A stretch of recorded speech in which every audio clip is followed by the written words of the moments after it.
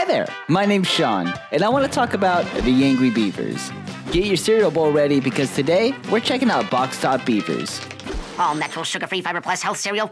Free toy inside!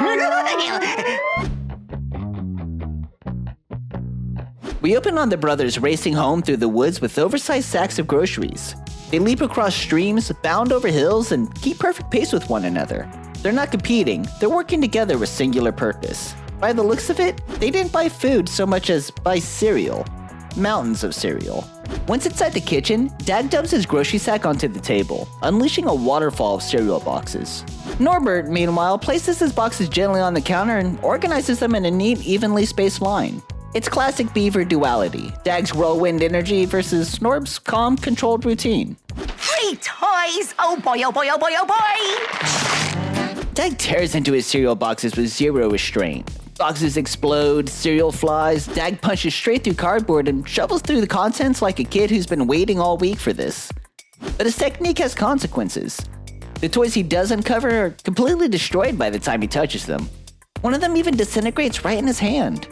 Norb, on the other hand, doesn't so much as wrinkle a box. He eats a full serving of cereal first, wipes his mouth, trims the box top with scissors, and files it into an organized stack. While he works, he sings to himself. First eat the cereal, then you cut the top, then you send them to the company. They send you neato stuff. Dag continues his rampage and dives face first into one of the boxes. He emerges holding a small plastic telescope. A mini telescope. A microscope, if you will.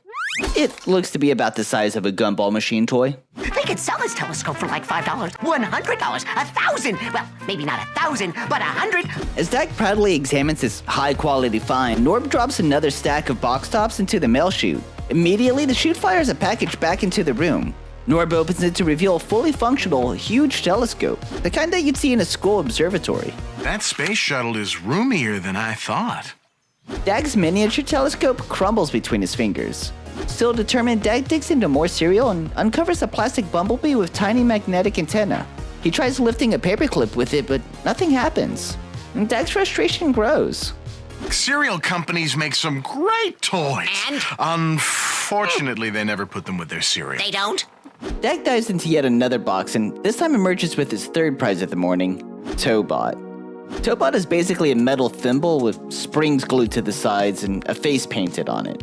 Dag doesn't care though, he immediately begins role-playing with it. Fear not!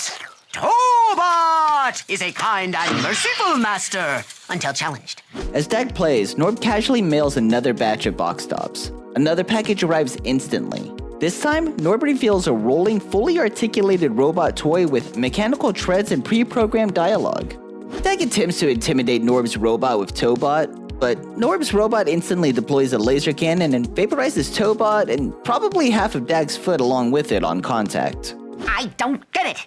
You just clip a bunch of box tops and mail them away to the cereal company. What's your secret? I just clip a bunch of box tops and mail them away to the cereal company. Really? Yeah. That's it. No secret technique, no magic, just consistency and patience. Norb shows Dag the biggest item available in the cereal catalog. A full-size street sweeper, redeemable for only 1,000 box tops. My own personal street sweeper! Dag immediately begins cutting box tops off unopened cereal boxes, but Norb stops him. He insists that the cereal must be eaten first or the box tops don't count. The logic is flimsy, but it's one of those childhood rules that every kid assumed was true. All of it? All of it. At first, Dag tries hiding the cereal, inside of the table and even inside of the walls. Norb catches him every time and ensures that he finishes each serving. Days pass and Dag grows round and sluggish as he shovels bowl after bowl into his mouth. Eventually, Dag finishes all 1,000 boxes worth of cereal. He trims the mountain of box tops and stacks them triumphantly. The last snip of the scissors? It's a victory. Just then, Norb gets a letter. The street sweeper offer? It's expired. Dag unfortunately took too long to clip all of his box tops. Patience? I'll show them patience. Now at his breaking point, Dag grabs Norb, shoves him into the mail chute, stamps him like postage, and jumps into the tube after him. They shoot through a pneumatic mail system and land right inside the big cereal company's factory. Dag spots the crate containing the street sweeper and charges straight for it. But just as he reaches it, a massive mechanical arm scoops the crate up and carries it off across the factory. Dag chases it across conveyor belts, through packaging lines, and under rotating machinery. He's poked, slapped, and squashed by every piece of equipment in the building.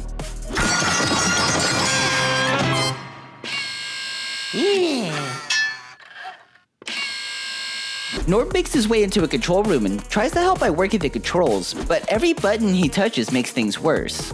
Conveyor belts speed up, cereal floods the machinery, and robotic arms swing wildly. Maybe it wasn't patience. Maybe it was cleanliness. Norb finally spots a red emergency stop button and slams it. Everything grinds to a halt. The crate drops to the floor, cracks open, and the street sweeper stands gleaming inside. Dag and Norb climb aboard triumphantly. Then, the machinery behind them collapses. Smoke pours from the ceiling, sparks shoot from the control boards, and the giant mechanical arm slams down, grabbing both the brothers as the screen cuts to black.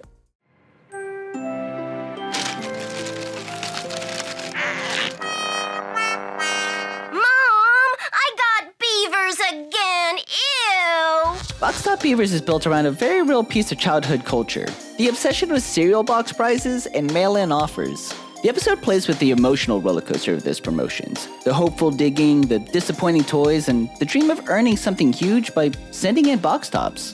The humor in this episode comes from the contrast. Dag is impulsive, messy, and driven entirely by toy-related excitement, while Norb is patient, structured, and focused. One destroys toys simply by trying to get them, while the other one receives high-end rewards for following the instructions. It also leans heavily into the show's trademark escalation. The simple act of just opening cereal boxes eventually leads to total destruction of a corporate cereal factory. Fans relate to this episode because nearly everyone has a memory of digging for the toy at the bottom of a cereal box and the disappointment that would follow. There's a nostalgic sting to watching Dag endure the exact heartbreak that many kids felt. Older viewers recognize the sibling dynamic too. Dag's impatience and Norb's calm confidence mirror countless real sibling relationships. And that contrast creates humor, tension, and eventually teamwork, even when that teamwork results in disaster. Boxtop Beavers shows how impatience and envy can spiral out of control. Dag wants instant gratification, and the moment he learns that Norb's rewards come with patience, the rug is pulled out from under him. It's also a playful reminder that hype rarely matches reality. The pursuit of a prize, especially one that feels huge and life-changing, can be blinding.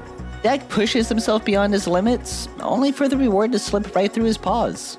Yet, at the heart of the story is the Beaver brothers' resilience. Even as they fight, frustrate each other, and ruin an entire factory, they still stick together. Oh, pathetic little robot. Your red light doesn't scare me. So what do you think? Does Boxtop Beavers still stand out as one of the show's most nostalgia-heavy episodes, or is it just another wonderfully chaotic slice of the Angry Beavers? Drop your thoughts down below. I'm covering new episodes every week, so if you enjoyed this breakdown, please consider liking and subscribing. Thanks for watching, and I'll see you next time.